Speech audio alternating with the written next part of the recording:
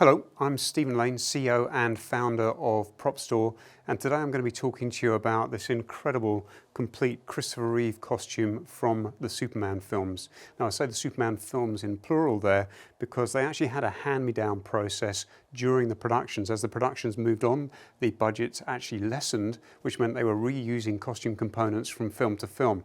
So let's take it from the top down. So the upper body here, the tunic, was actually made for Superman 3 and labelled for Superman 3.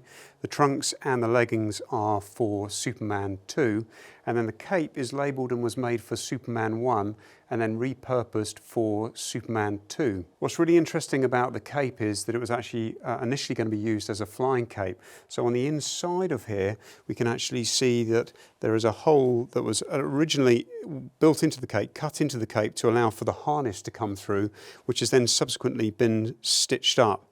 And then at the bottom of the cape, we can tell that this was a flying cape, as it has little pockets down the bottom there, which were actually designed to take a very sort of rudimentary mechanism that was strapped to the back of Christopher Reeve.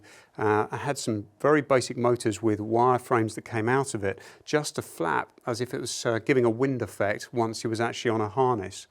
The boots themselves are also boots that were made for flying purposes, and the reason we know that these are flying boots is because the underside of the soles are finished in red as well.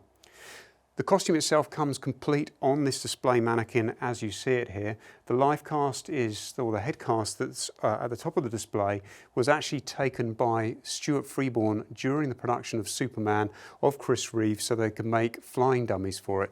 So this is why it looks so realistic and is so perfectly finished and fitted to the suit, because it is taken from an original life cast of Christopher Reeve from that era, even with the glass eyes that are coloured to a laser scan as well, taken from the movie.